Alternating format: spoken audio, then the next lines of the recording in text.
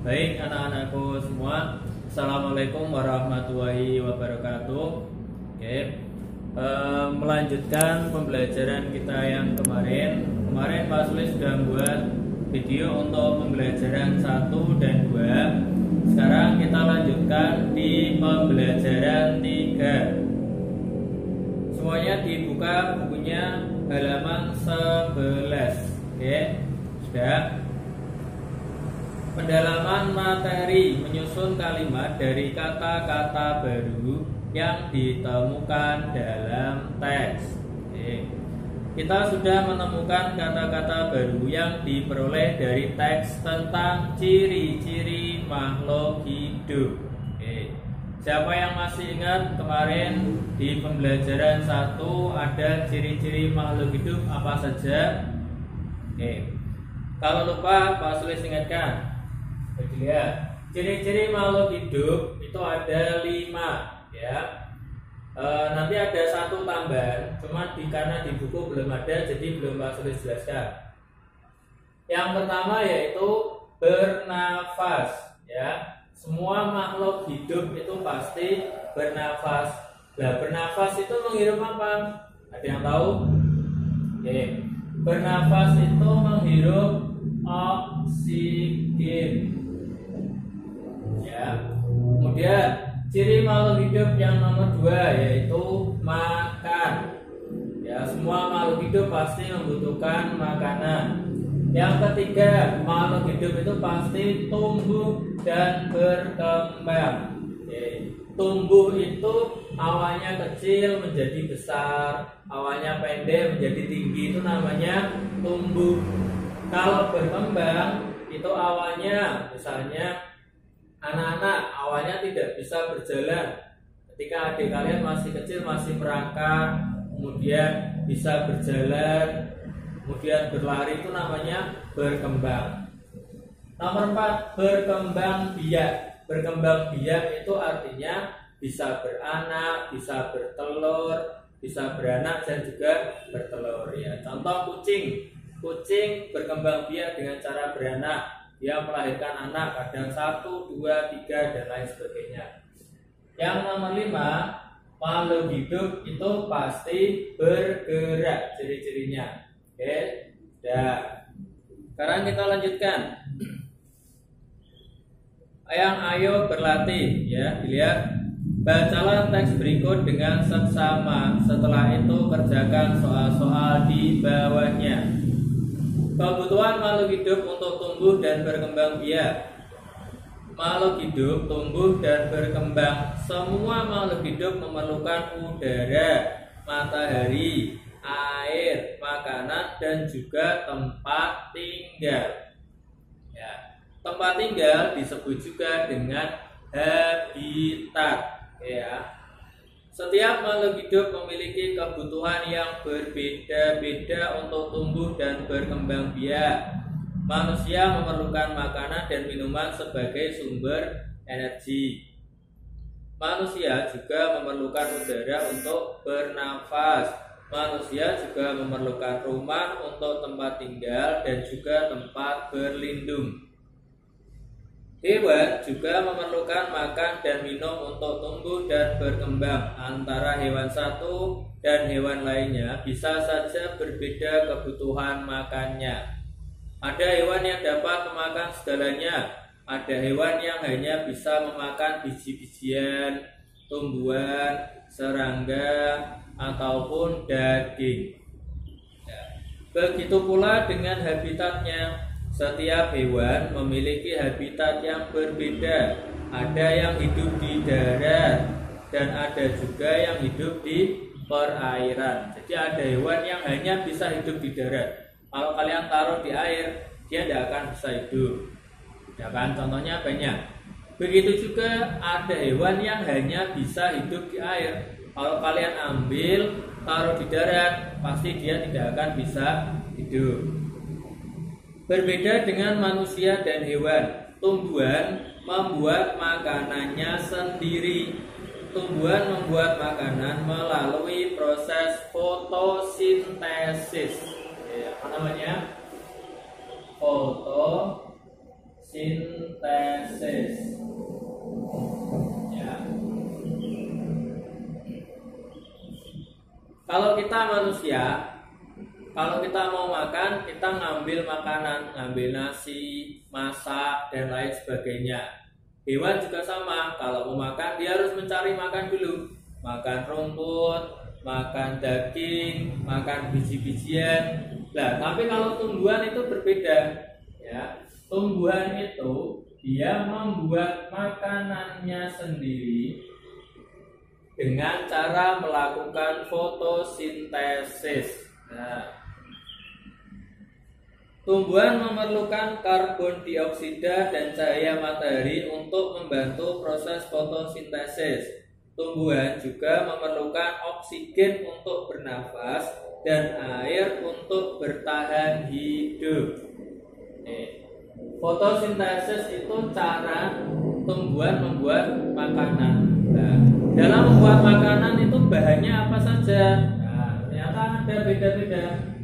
Fotosintesis itu memerlukan, yang pertama, dia memerlukan namanya karbon dioksida. Ya. Terus, selain karbon dioksida, dia juga memerlukan cahaya matahari.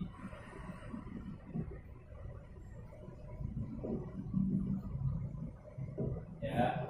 Dan satu lagi, dia membutuhkan air. Oke, jelas ya. Tumbuhan juga memerlukan oksigen. Oke, sudah tadi. Sekarang kita lanjutkan halaman berikutnya. Pendalaman materi dibuka halaman 12 ya. Yaitu tentang pola irama. Siapa yang masih ingat kemarin pola irama itu apa? Ya, pola irama adalah panjang atau pendeknya bunyi atau lagu. Ya, panjang. Kemarin ketika menyanyikan lagu kupu-kupu ada yang nadanya agak panjang, ada yang pendek, lah itu disebut pola irama. Pola irama itu dapat dihitung berdasarkan ketukan. Ya, pola irama itu dapat dihitung berdasarkan ketukan. Ingat-ingat, nanti kalau ada soal dihitung berdasarkan ketukan. Ada dua jenis pola irama, yaitu pola irama rata dan pola irama tidak rata. Kita tulis dulu.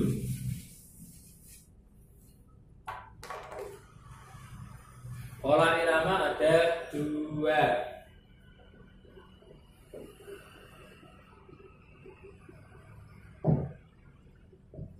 Ada yang rata, ada yang tidak rata. Oke, ingat ya. Pola irama rata adalah pola irama yang disusun panjang pendek bunyinya terbagi rata atau terbagi sama dalam setiap ketukan. Ya. Jadi ketukan yang sama terdapat pada setiap bunyi, panjangnya beda, ketukan panjangnya sama. Jadi ketukannya itu jumlahnya sama terus. Oke. Kalau pola irama tidak rata adalah pola irama yang susunan panjang pendek bunyinya tidak rata atau tidak terbagi sama pada setiap ketukan. Pola irama dapat dimainkan dengan tepuk tangan atau suara vokal. Ya. Jadi ketukan itu tidak harus pakai kayu atau harus pakai apa, pakai tepuk tangan juga bisa. Oke, ketika kalian tepuk tangan itu kan berarti ada ketukannya. Oke. Contohnya di situ ada gambar gelas yang diisi oleh air setengah. Kemudian gelas diketuk dengan sendok dapat menghasilkan bunyi yang khas. Yang khas itu berarti yang unik. Oke.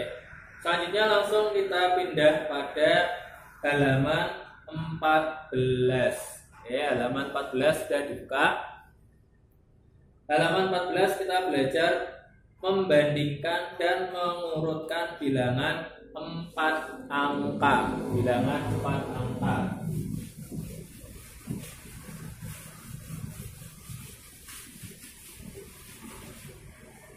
Pengurutan bilangan 4 angka. Untuk mempermudah membaca dan menuliskan lambang bilangan 4 angka, kita dapat menggunakan nilai tempat masing-masing angka pada bilangan tersebut. Oke. Contohnya seperti ini. Nah, misalkan, ya sebelumnya kalian harus tahu dulu. Misalkan Pak punya angka.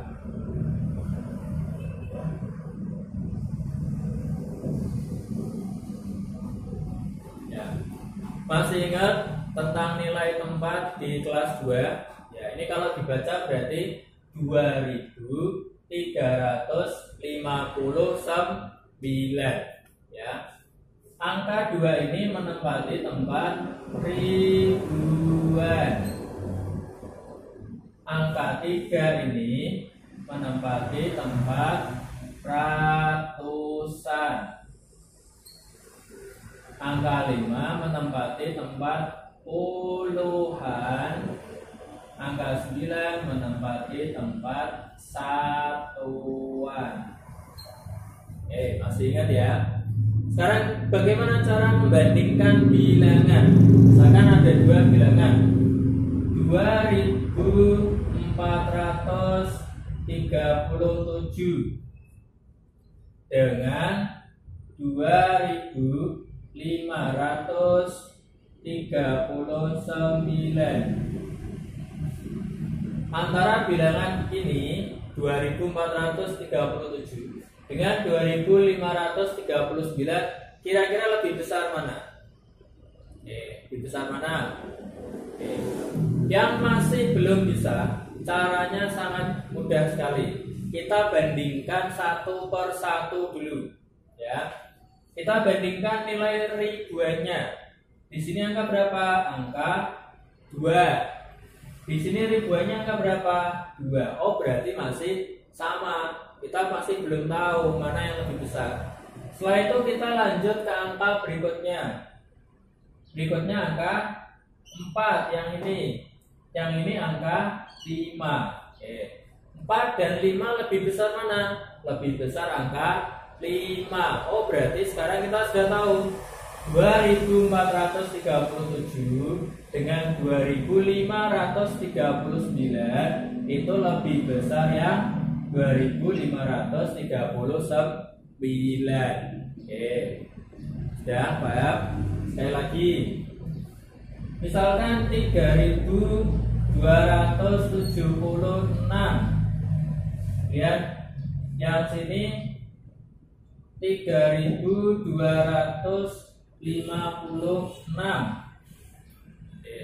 Ada yang tahu? Ada yang sudah tahu lebih besar yang mana? 3276 dengan 3256. Sama seperti tadi, kita lihat angkanya. Ini angka 3, ini angka 3. Oh, sama. Angka berikutnya angka 2, angka 2. Oh, masih sama lagi. Angka berikutnya ini 7, ini 5. 7 dan 5 lebih besar angka 7. Oh, berarti langsung kita dapatkan. Berarti 3276 itu lebih besar daripada 3256. Sudah ya.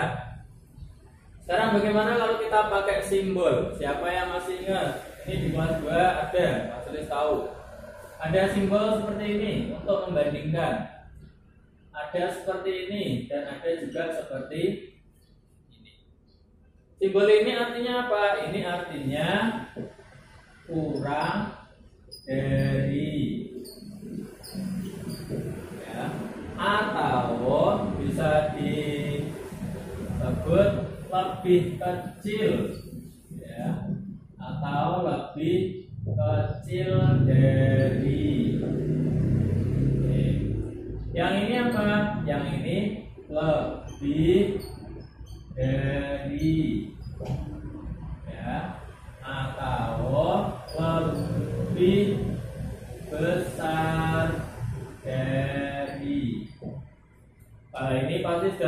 ini artinya sama dengan.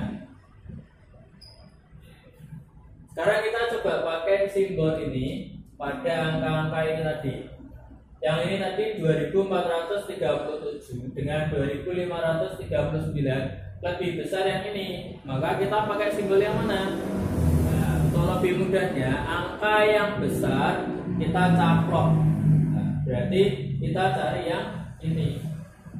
Nah, yang besar dicaplok. Oke, itu gampangnya seperti itu.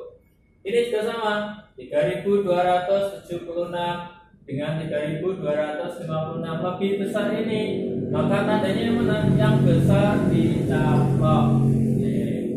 Kalau sudah, tinggal dibaca 2437 kurang dari atau lebih kecil dari 2539. Udah ya, ada yang kesusahan?